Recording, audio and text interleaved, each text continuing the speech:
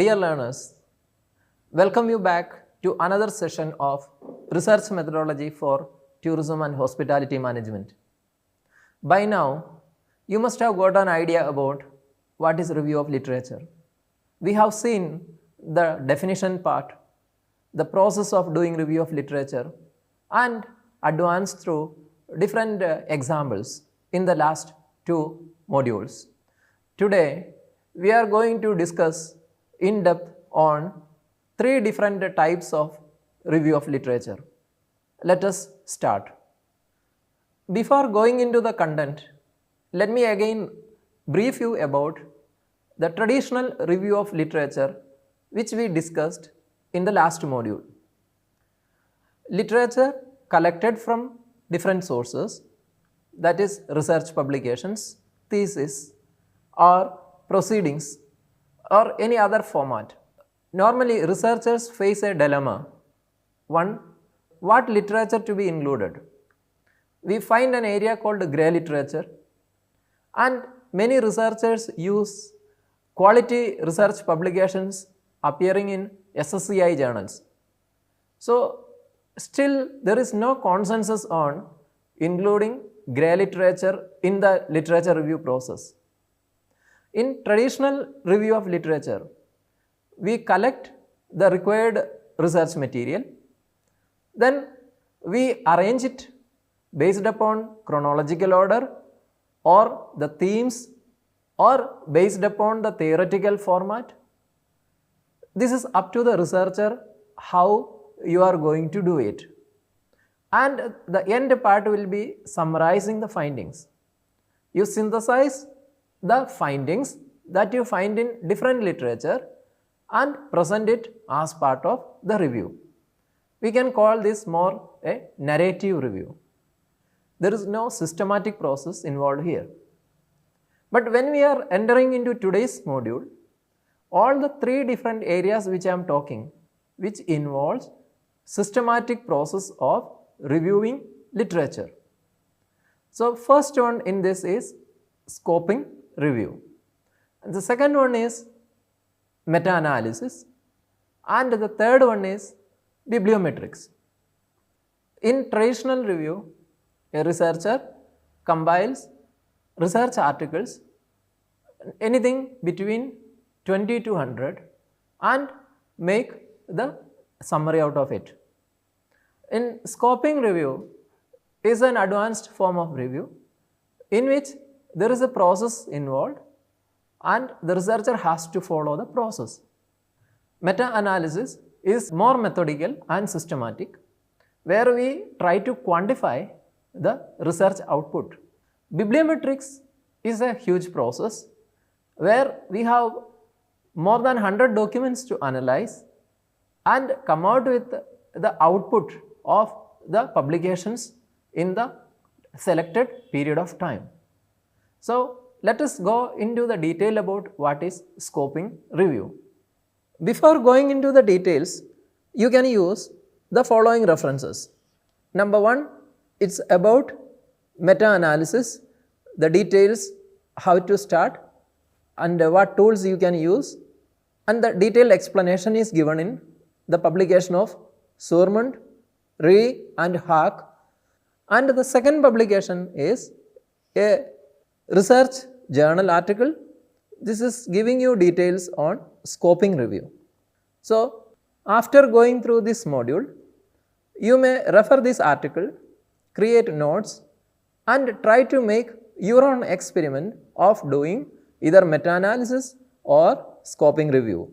So here we are comparing the three different reviews. One is traditional review, which I already told you about, and second, the term that we use is systematic review of literature, that is the short form we use is SLR, where we have a research question to address and we have to use protocols. That protocols can be Prisma, PICO or SPAR for SLR, which we have seen in the last module. Scoping review is more or less same kind of systematic review. Here the researcher's role is to map key concept and the main sources available in the research literature as evidence. So, we are trying to have a broader view of the particular area so that the researcher can think about in the future a meta-analysis would work or can go ahead with bibliometrics. In scoping review, the researcher is trying to find out the concepts, the clarity of the concepts and definitions. So, the protocol which they design is based upon a specific area, which is, as I said, it could be more broader. In systematic, we have a very specific research question to address. When it goes to meta-analysis and bibliometrics, it would be very clear, the crystallization of the research question takes place. Number 2, it clarifies the existing knowledge base, available knowledge, where exactly falls in. For example, when we talk about the service quality, it is discussed in different area. When we talk about hospitality service quality, it will be limited to mainly tourism and hospitality journals. And when we talk about a particular concept called emotional labor is a term used in hospitality, where a service personnel, imagine a housekeeping staff or a restaurant staff, when they serve you, there is a lot of physical labor involved in it, but there is also emotional labor connected to it. So, to search such kind of publications or to understand the detailed research conducted in this area, we have to search such evidences. Then it identifies the research gap quickly. So, the advantage of scoping review, in a way, you can identify the research gaps. So, according to the proposed models, the protocols can be, even you can do it later, you can, after you compile the data, go through the materials, then you can think about the inclusion or exclusion criteria. That is meant by post hoc. So, Akshay and O'Malley, they are said to be the pioneers who introduced the concept of scoping review, in which around 6 different steps are involved in it. The first step is identify research area. Here you remember we have discussed a lot of topics in the beginning, and one of the topic if we can think about is, for example, after COVID-19, health concerns of tourists, health concern. When you think about anything to share, whether public place or material, you think about a sanitizer first. So, in a broad area we can think how conscious tourists are about their health. And number 2, you have to identify literature which are unpublished or which are treated as conference proceedings, which we call grey literature. Then comes how you track the information searched, because in the beginning you may use some keywords and later you may purify it. So, the information search behavior, what information that you have searched, that you have to keep a note on, and then the keywords that you used till the end, the relevant study is useful. Then at the end of this process you collate and summarize the report, means the summary of the report is made at the end. Let me share you my experience about a scoping review work. When I submitted a journal to a leading publisher, one of the reviewers suggested me to do a scoping review in order to understand the developments taken up in that area after COVID. So, when we did review of literature, it was more generic. My focus was on identifying the variables and operational definition of terms when I worked on that paper. But a scoping review helped me to identify the broadened areas in which researches have taken place and the focus of research themes and the development of different areas in the last 3 years after COVID. So it gave me a better understanding of the subject. So the suggestion of the reviewer was completely need of that time, because in the review of literature I could add the outcome of the scoping review, which enriched the body of that particular content. So dear learners, let us understand scoping review. It is a systematic process. It has a purpose that help you to define next phase of your work, whether you have to go ahead with a meta-analysis, bibliometrics, and it gives you a direction of the existing research progress. And after completing scoping review, let us go to the next area, that is called meta-analysis. You hear about meta-information. So meta-information normally deals with what?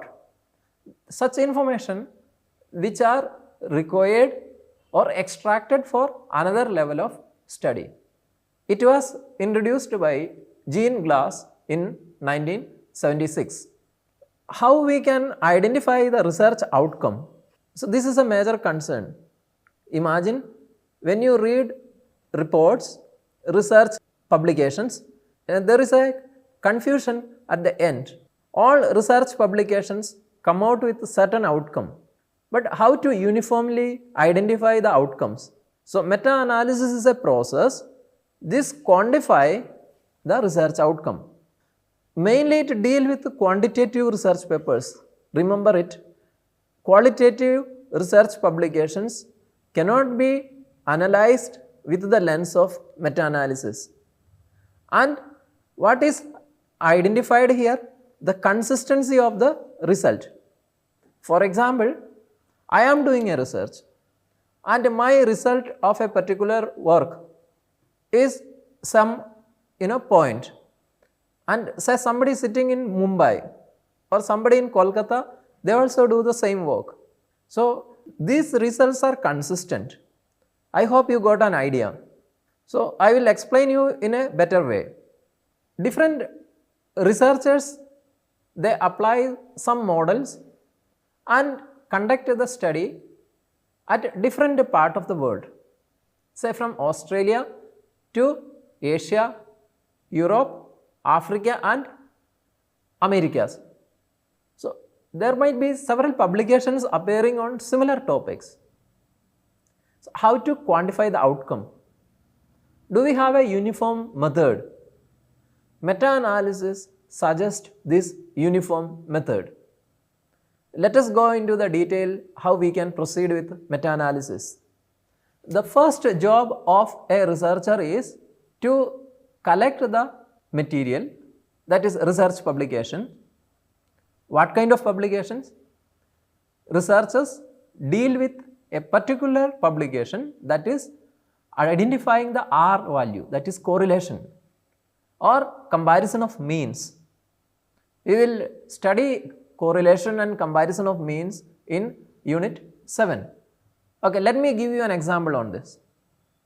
Behavioral intention of tourist is one of the widely discussed topic. So I take one variable, that is attitude, and the second one is the behavioral intention. So what is the relationship between attitude to behavioral intention?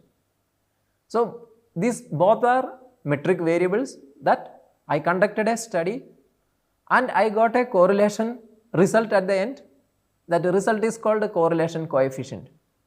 So similar study is conducted in China, or a similar study is conducted in New Zealand, or maybe in Mexico, any other part of the world. So the meta-analyst, the person who does the work, collect all such researches which identified attitude as a variable and that predict behavioral intention, and the result is expressed in terms of correlation coefficient. So the R value, that my R value, the correlation is maybe 0.8, means high correlation, and the R value in China may be 0.6, the R value in New Zealand 0.9. The correlation coefficient in Mexico may be 0.8. So, the reviewer has to list the documents as I mentioned in this table. So, here those people who are involved in meta-analysis work, they have to first create a table as you can see here on the screen: serial number, authors, year, country, what theory has been used, what is the sample size, correlation value and the p-value. P-value here means whether that becomes significant or not. And in the second table, you can also find another or added variable that we can call moderator, moderating relationship. So, you will have the total listing. After this, there are certain indices, metrics which is tested to identify the result. If you are a student from statistics, you might understand the term effect size, then variance, standard error, upper and lower levels, confidence levels, weight. So, there are that 5 different indices the researcher has to calculate. One is showing the effect size, second is the heterogeneity, third one is publication bias, and fourth one is meta-regression. Meta-regression is a tool to predict. So, when we do this, I am not going into the detail how to do it. You have to undergo a workshop or another course to study about meta-analysis, but I can give you the direction.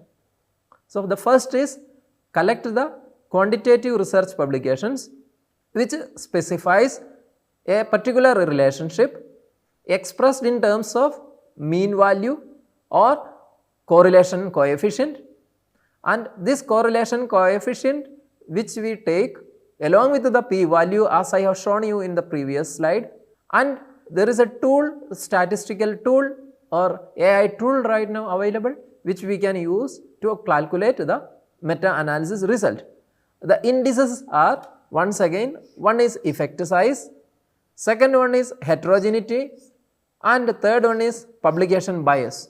So, while you do this analysis, you get number of results and that results will identify the variance and it will identify the heterogeneity examined in terms of tau value, q and I square, or the biasness, publication biasness is checked through different plots, and finally this become an outcome. The outcome of the result will tell you what is the real implication of the research in that particular area. So, these aspects are little complicated. I do not explain you here, just to have an idea I am presenting you the information. So, the effect size is one of the parameter which is checked. I quoted the example, correlation coefficient is one of the basic metric, the statistic that we take, and different studies must have reported this correlation coefficient, and while we do analysis we will get the effect size. That effect size is interpretable. So, the 3 different mechanism is, one is on the basis of means, second is on the basis of binary data, and the third one is correlation coefficient. Now, you hear a term p-value in your statistical analysis. Statistical analysis says if your result, the analysis result p is significant, that means p is less than 0.05, that relate with the hypothesis, the supporting of hypothesis or negation of hypothesis. So, here normally p-values only show you a hypothesis significant. The magnitude we cannot measure here, but when you talk about the effect size, you can measure the magnitude. A simple example, let us take the earthquake, seismic effect of earthquake. You can understand from the measurement 6.5, 5, like these are the numbers which indicate the effect size of the earthquake. So, with the meta-analysis we are trying to identify the effect size, and then it also measures the size of the association, whereas p-value only tells whether there is an association existing or not. And effect size can be compared, whereas p-value we cannot compare. And another point is, when you have large effect size, the power can be more, that means the result is more impactful. So that means the studies are going in intense, and there would be like the outcome of the studies really measure the proposed variable. Dear learners, you might have got some confusion over the slide which I presented here, because meta-analysis is a little sophisticated process. You cannot do it manually, means it is better that you use the software which is designed to calculate the effects, because an ordinary student who does not have a statistical or mathematical background find it difficult what I have shared here. So first, it is the sequence of your progress could be understand the traditional review of literature in the beginning, then try to go for systematic literature review, and if you find this work is interesting to you, you can think about meta-analysis, where you have to collect the required information, process it, and you would interpret the findings. That interpretation will help you to understand what kind of impact is there on a particular research area. So, research outcome which we can measure it quantitatively. I recommend here a research article for research scholars. So, the number of articles used by the scholar is 66, and this particular study proves around 14 hypotheses. So, meta-analysis come out with hypothesis 2. This particular figure give you an idea about the relationship. I have taken example destination image. We have frequently used destination image in the discussions. It leads to loyalty, and there could be some mediating variables. So, when you want to understand the actual effect of publications which measure destination image and loyalty along with a mediating or moderating variable, we can do it through meta-analysis. The software which would be helpful for you is meta-analysis 2, or even you can Google, you may come out with new softwares which would be helpful to understand the effect size or the interpretation of effect size or the publication bias, which as I told you in the earlier, different indices you can measure it. Now going into the last part, this is about bibliometrics. These days we find a number of publications which deals with bibliometrics. Bibliometrics helps authors to understand the progress of research taking place in an area over a period of time. For example, tourism research is progressed from 1960s to 2020. So, if you take the progress of 60 years, it is beyond your human capability to list all the publications or even count or understand the progress made of different areas. So, a tool designed for this is called bibliometrics. So, bibliometrics is done systematically. As I said earlier, we should have a protocol. This protocol starts with defining the search string, the keywords that you use for searching. Number 2, identifying the resource. That resource is where you can collect the required information. It could be Scopus or Web of Science. Then once you collect it, you have to filter the data. The data filtration process can be done in the form of language, conference proceedings, or the materials or the publications you want to exclude from the study. So, at the end, anything between 100 or above, many researchers go even 1000. Publications, you get the metadata. With the help of this Scopus or Web of Science, you can download this metadata in the form of CSV file or any other format which you can further use for processing your data. So, this metadata, for example, the year of publication, name of the journal, the title of the publication, keywords, abstract, DOI number, number of citations, a number of things which automatically filtered, and you can upload it in a software called R Bibliometrics. R Bibliometrics is a useful tool to extract this information and present the findings in a very beautiful graphical way. So, the process I already told you, like you should have a keyword, you should follow the protocol. At the end you will come out with a fixed number of articles which you find useful, and we have to download the metadata. Once we download the metadata, we have to use a software. That software will process further. So, I recommend you a publication to refer at the end of this module. This publication deals with bibliometrics. So, what we did is, we used Web of Science as the resource and we extracted the data of last 20 plus years, and around 740 articles metadata we could download.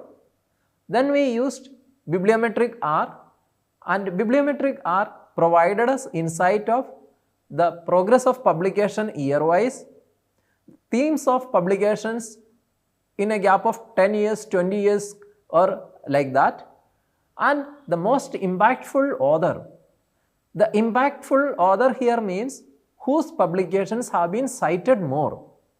You know, 740 articles, just imagine the number of authors, and the author who could, whose work is appreciated widely or cited by other researchers, that we call impactful publication. And the impactful journal, because journal also matters here, the impactful journal and the kind of themes which are connected widely. So, all this information is available at your fingertip if you do bibliometrics. There is another software, eViews, or there are other softwares which you can identify the keyword search, keywords which are highly useful to identify the themes. So, the dominating themes you can find. So, bibliometrics in a way give you scientific view of the publication's outcome.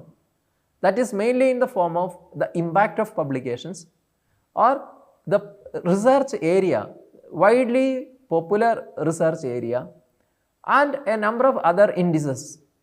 So, with this, when you do review of literature, you will have a better understanding of the topic and the progress made over a period of time. At the end, I am going to conclude here with some AI tools which will be helpful for you while you are doing your review of literature. I have listed here a number of AI tools: Litmaps, Covidence, Elicit, Connected Papers, SciSpace, Research Rabbit, Perplexity. There are many more tools available when you Google it. I used Elicit. I tried with the Connected Papers. How it helps you out? When you give a keyword, it immediately brings you a number of research papers which are published in that area. If you pick or choose the identified paper, then you can create a database. Once you create a database, you can identify the required themes. If you want to make the summary of the conclusion of all research papers, or if you want to identify the research methodology used in all research papers, so the output can be verified further. So, you can also think while you are working on your small researches, or maybe PG, UG dissertations, or even PhD scholars can work out on this area, but make sure that you follow the AI policy of the institution. The foreign universities are coming out with the specific guidelines how you should use AI tools in your research. And journals like Emerald, they have clear guidelines how you are using AI tools. So friends, make sure you learn review of literature through AI tools, but also practice manually how to do it, because the interpretation ultimately comes from your end. AI will not give you a meaningful insight unless until you have the clarity on the subject. So let us conclude here. We started with a briefing on traditional review of literature. We compared it with SLR, that is systematic review of literature, and then we started a area. Then we studied scoping review. We have seen how scoping review is conducted. Then further we moved into meta-analysis, and from meta-analysis we moved further to bibliometrics, and at the end we also saw some useful AI tools used in review of literature. I hope you gained some insight on review of literature. And young learners, these topics which we discussed is very important in terms of research. You make an attempt at your level to write the review of literature, so that you will have more idea about how to proceed it with in your research. So with this we conclude this module. Thank you for your patient listening. Thank you.